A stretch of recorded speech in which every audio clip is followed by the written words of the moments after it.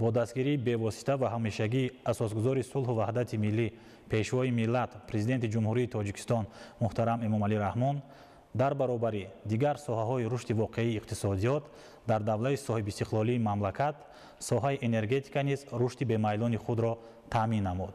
Дар ин давра дар соҳаи энергетика 34 адад лоиҳаҳои сармоягузорӣ ба маблағи 57,2 миллиард сомонӣ татбиқ карда шуданд. Айни замон татбиқи 20 адад лоиҳаҳои дигари инвеститсионӣ ба маблағи 17 миллиард сомонӣ идома дорад. Дар ин давра рушди инфрасохтори соҳаи энергетика таъмин гардида зиёда аз 1,5 ҳазор километр хатҳои интиқоли барқи шиддати баланд, зиёда аз 50 адад зеристгоҳҳои шиддати баланд сохта, таҷдид ва мавриди истифодабарӣ қарор дода шуданд.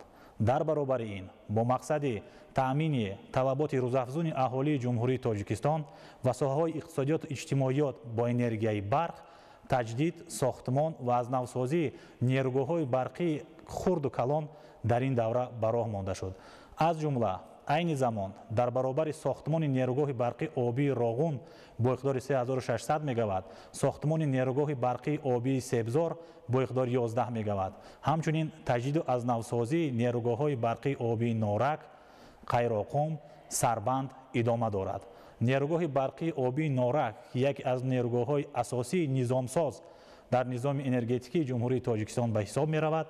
баъд аз сохтмону таҷдид гардидан иқтидори истеҳсолиаш 750 мегаватт зиёд мегардад, ки ин қиёс ба яке аз нерӯгоҳҳои калон ба шумор меравад.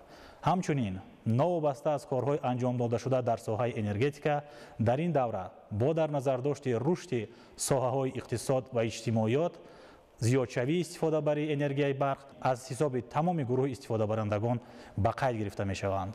новобаста аз зиёдшавии истифодабарии энергияи барқ бо истифода аз тамоми имкониятҳои обу энергетикии низоми энергетикӣ имрӯз супориши навбатии райпарваронаи асосгузори сулҳу ваҳдати миллӣ пешвои миллат президенти ҷумҳурии Тоҷикистон муҳтарам Эмомалӣ Раҳмон вобаста ба дар чунин ҳавои сард тамоми соҳаҳои рушди воқеии иқтисодиёт аз ҷумла аҳолии саросари ҷумҳурии Тоҷикистон бо энергияи барқи доимӣ таъмин гардидан ироа карда шуд.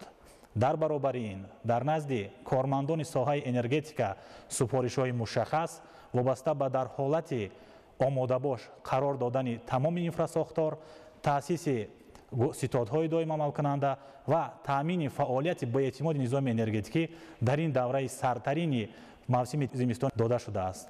дар баробари ин бояд қайд намуд, ки новобаста аз зиёд гардидани иқтидорҳои низоми энергетикӣ бояд аз ҷониби мардуми шарифи ҷумҳурии Тоҷикистон фарҳанги баланди истифодабарии энергияи барқ, муносибати сарфаю сариштакорона нисбати захираҳои энергетикии ҷумҳурии Тоҷикистон таъмин карда шавад.